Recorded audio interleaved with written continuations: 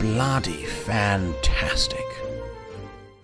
Hello everybody, my name is Goodboy and welcome to a video on the top 10 biggest winners of patch 7.21. This patch has had quite the reckoning, and of course there are a lot of heroes that are doing considerably better than they used to. Before we begin the video though, of course as always, please give the video a like and subscribe and share if you can, but also please hit that lovely notification button so you can get to see more of my great videos soon. Thank you very much. Number 10 sees Alchemist rocket up by 4.86% to now be just about meta viable at with a 50.63% win rate. Alchemist did particularly well out of the patch as they improved, well, everything really. Base movement speed was increased by 10, his agility was increased, base agility was increased from 16 to 22, his level 20 talent concoction now adds damage to the max instead of the base. Chemical Rage base attack time has been improved from 1.3 to 1 to now 1.2 to 1, and his level 10 talent was reduced from -8 seconds in Stable Concoction to -7 seconds. So while some of those aren't immediately positive, overall the positives massively outweigh the negatives, seeing this hero rocket up and now be almost meta viable. At number 9 is Monkey King. Monkey King has had some fairly positive changes with the base movement speed increased by 5 and Wukong's command attack rate has been improved from 1.3 to 1.2. So a nice little buff on a hero that actually on average was having about a 45% win rate. Now the guy, once again similar to Alchemist, is almost meta viable as well with his new 49.45% win rate. Number 8 is Broodmother. Broodmother pretty much saw a lot of talent reworks and balancing, which is quite interesting. The level 10 talent was increased from +75 spawn spiderling damage to +125, which is pretty major. But at level 15, they changed the +35% XP gain to +15 agility, which is fairly insane if you think about it. Level 20 talent was increased from +20 spiders attack damage to +30. Level 25 talent was increased from +350 spiders after +450. Making the hero, well, more balanced, but generally a lot more powerful. And this is helping Broodmother very, very significantly with an over 5% increase in win rate. So in at number 7 is Visage. Visage actually has, quite literally, the best win rate of all heroes in Dota right now. Not only in the amateur scene, but also in the pro scene. In terms of pubs anyway. Visage has an over 60% win rate and saw a 5% increase in win rate. Now, interestingly enough, if you actually look at the changes, he or she has been nerfed. So the level 10 talent has been reduced the cast range was reduced from 125 to 100.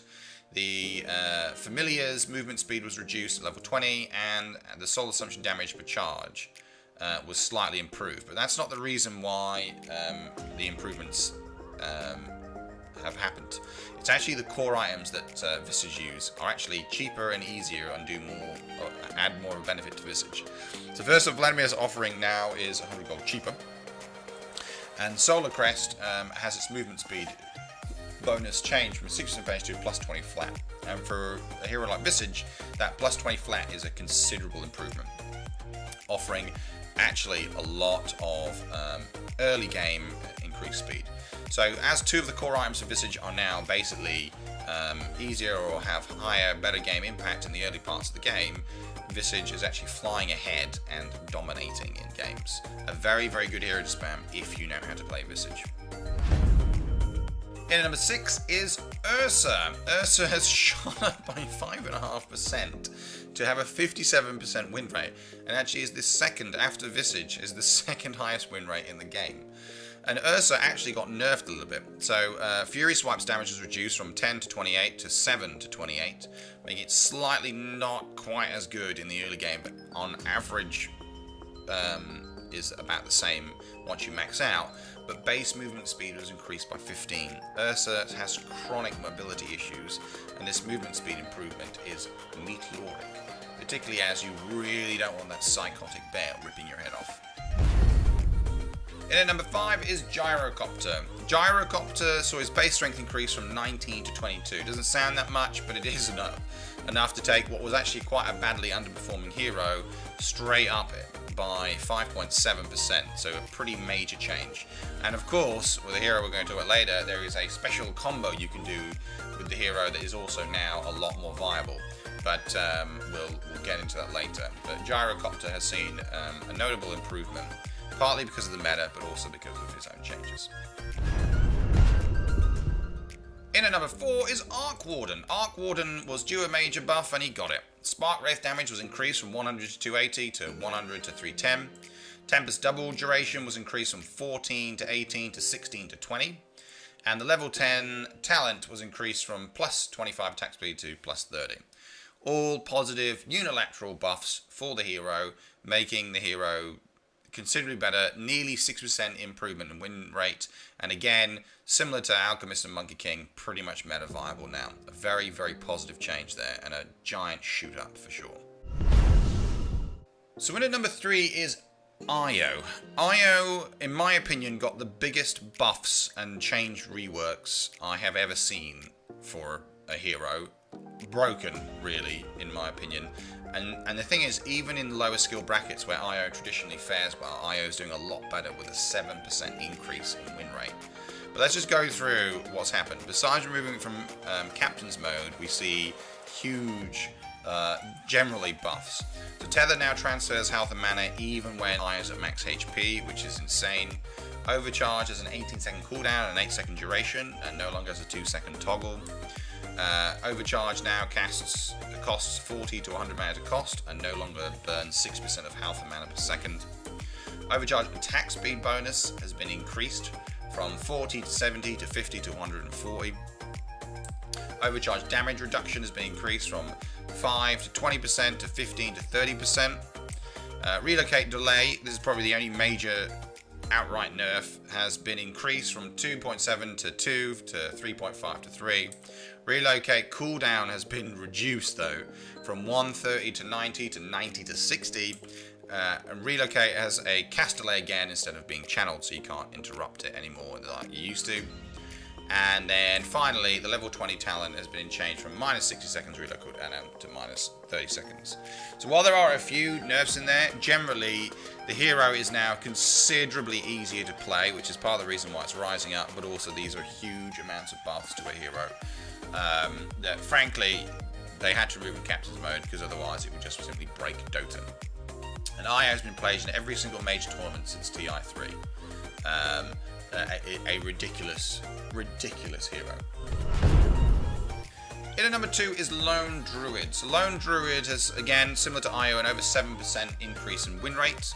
And again, sort of relatively positive for the meta, but still maybe not that great in terms of being meta viable. So Spirit Bear movement speed was increased from 340 to 385 to 340 to 400. Spirit Bear attack damage was also increased from 35 to 80 to 35 to 95. Level 20 talent saw the Spirit Bear attack time to a 0 entangle cooldown, and then the level 25 changed the entangle cooldown to a 0.5 Spirit Bear attack time. So generally buffs. I mean, swapping those around, maybe you could argue is not so much, but generally the movement speed and for Spirit Bear and the attack damage increase is really quite notable. That Psycho Bear is going to rip your head off now. So a very, very good little change there and a great result for Lone Druid.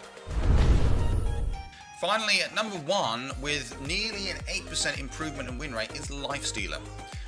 Lifestealer has gone from being kind of not that great in the meta to a very, very good meta viable hero to play.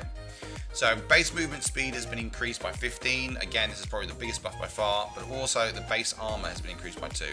And while the level 15 talent saw a reduction in movement speed from plus 30 to plus 25, it doesn't really matter because those first 2 buffs for Lifestealer are ridiculous for what is an exceptionally powerful hero. So do look out for that. Anyway, thank you so much for watching. In the description below, we still have an Arcana giveaway going on. So please do click on the link in the description at the bottom. You'll see it. All you have to do is download and install something for free. It is completely free. and in return you get put into a draw and there'll be a giveaway, so please do check that out. And of course, please give the video a like, subscribe and share. Thank you and goodbye.